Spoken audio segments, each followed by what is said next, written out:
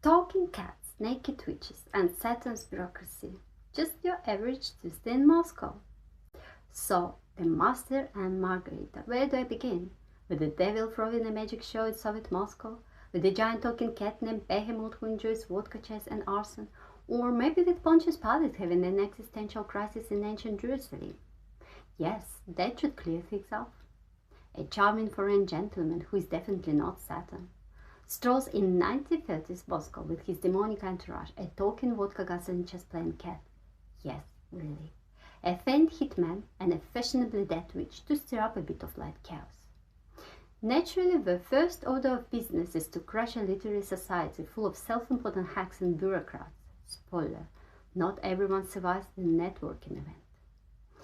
Meanwhile, a tortured writer, known only as the Master, is locked up in an asylum, brooding over his rejected novel about Pontius Pilate, because nothing says romantic comedy like ancient Judea.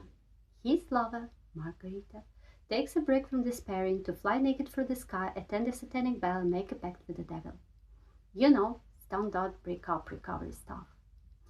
In between magic shows gone wrong and housing officials losing their minds, the novel flips between Soviet absurdity and biblical existentialism.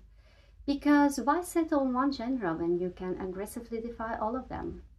Think Faust meets Monty Python with a side of anti-totalitarian rage and metaphysical musings. Bulgakov basically said, what if I burned my own novel in despair but then brought it back from the dead in a satire so savage it makes Stalinist senses sweat? And that he did. Reading this book is like being invited to a polite tea party and realizing halfway through that it's hosted by Saturn. There are no teacups, and the entertainment is an airborne naked woman riding a broomstick over the city. Delightful.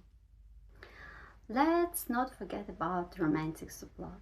The Master, a talented author, writes a novel so good the authorities basically set him on fire with their minds.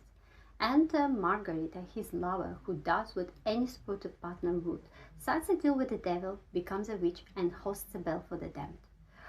The themes? Yes, just a light mix of religious allegories, Soviet censorship, metaphysical duality, and cat-on-human gun violence. Totally holiday reading. And Bulgakov? A literary wizard with a twisted sense of humor, a chip on his shoulder, and probably a personal vendetta against linear storytelling. We all have our sins, don't we? So if you ever thought you know what this Russian novel needs, more satanic slapstick and feline firearms, then the Master and Margarita will feel like home. Confusing? Yes. Brilliant? Absolutely. Sanity preserving? Not remotely. Would I recommend it? Yes, but only if you enjoy existentialism, served with a side of absinthe and absurdity. However, The Master and Margarita by Mikhail Bulgakov is one of the richest philosophical novels of the 20th century. Beneath its surreal plot and dark satire lies a deep exploration of themes such as good and evil, truth and censorship, freedom, love, and the power of the human spirit. Let's talk about good and evil. They are intertwined, not opposites. Bulgakov refuses to present good and evil as simple binaries. Instead, he shows how they exist in tension and sometimes harmony. The character of Volan Saturn is not a one-dimensional villain, but an agent of justice, irony, and sometimes even mercy. What would your good be doing if there were no evil? And what would the earth look like if all the shadows disappeared? Meaning, evil gives content and meaning to good. Erasing darkness also erases light. This is a critique of Soviet vision of utopia, where suppressing bad thoughts leads not to paradise, but to spiritual sterility. The novel criticizes Soviet censorship and oppression. The Master, who writes a novel about Pontius Pilate, is destroyed by the system, not for lying, but for telling an uncomfortable truth and raising forbidden question in a land of official atheism. The love and redemption.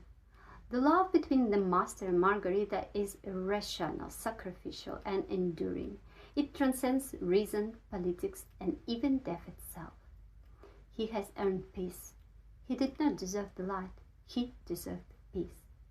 meaning the master is not a perfect man, but through Margarita's love he is granted rest. This challenges both religious and political notions of redemption being earned only through perfection. The cowardice of power.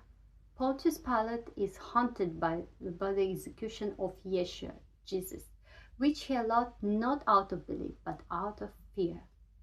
Bulgakov's The Master and Margarita is a philosophical rebellion against dogma, fear, and spiritual emptiness.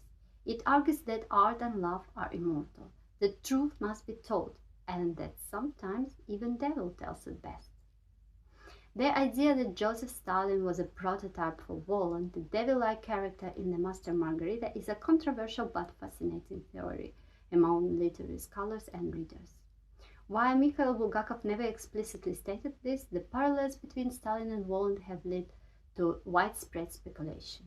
Although Voland is a literary Satan or demonic being, he is portrayed in the novel not just as evil, but as a clever, commanding, mysterious foreigner. Stalin has a particular Georgian accent, who appears in Moscow to expose lies, punish hypocrisy, and restore balance, often in a dramatic, theatrical way. Some scholars suggest that Voland is a distorted mirror of Stalin, a dark ruler who judges and controls the city from behind the scenes. Omnipresent power.